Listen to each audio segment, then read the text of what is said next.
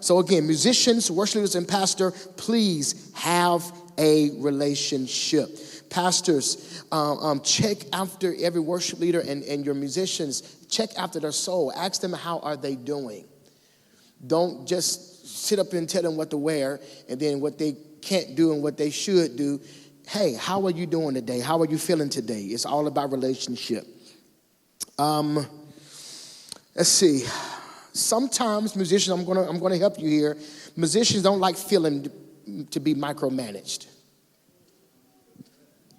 I'm gonna say it again. Musicians don't like feeling to be micromanaged. You set something in place, and then before you know it, did y'all do what I told y'all to do? Did y'all do this? Are y'all doing that? Y'all stop doing that. Because it's let them know and the worship leader know that you do not trust them to do what God has called them to that house to do. And also what happens when worship leaders feel unsupported. Let's talk about it, because sometimes worship leaders pour out and pour out and pour out, but no one pours back into them. And we wonder why a lot of our churches is like a revolving door. No one stays. It's because the relationship somewhere has been faltered. There's not enough communication with just how are you doing mentally? How are you doing spiritually? How are you doing emotionally? How can I help you? Pastor, we good. All right, cool. I'm going to study and do this word. While everything else flows. Healthy conversation is a real thing. How many know that healthy conversations prevent silent resentment? And clear roles eliminate confusion. Let me say that one more time. Clear roles will eliminate confusion. There is no reason why in 2025 you should have a worship pastor, MD, choir president, worship leader assistant, admin. Everybody got a position in a church that only got 75 members. People acting like you got a 2,000 member church. And you know, really, to be honest with you, all you really need is a worship pastor and an MD.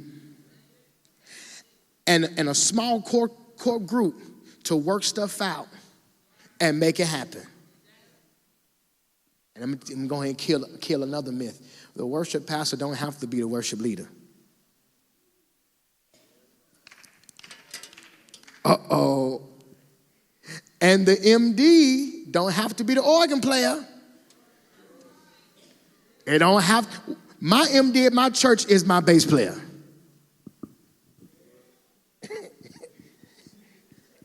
Just so happened my worship pastor is the worship leader.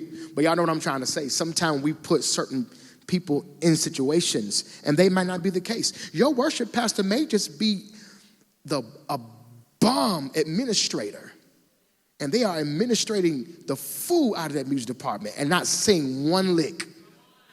But your music department is run like a well-oiled machine. Why? Because they understand the assignment. I got a few more minutes left. All right, worship is ministry, not just music. I think we've already talked about that. And worship isn't about expression alone, but it's about responsibility. Worship is a responsibility. Musicians are ministers whether you feel spiritual or not. Musicians, you are ministers whether you feel spiritual or not. You know what I found out? There have been times where I have not felt my best coming in church. And I'm in my office and the musicians are playing.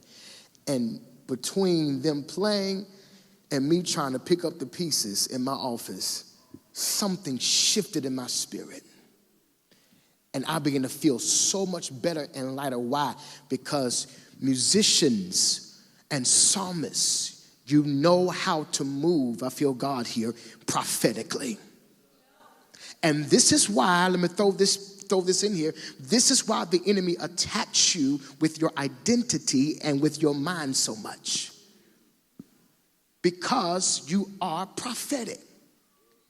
Has nothing to do with you speaking all in tongues and interpreting. No, it has everything to do with your assignment in the earth to produce a sound in the house that makes miracles happen. And this is why the enemy, hallelujah, fights the music department and the pastors, because he understands that if the head, gets together with the music department and they are in one accord and present that sound to a house, miracles got to happen.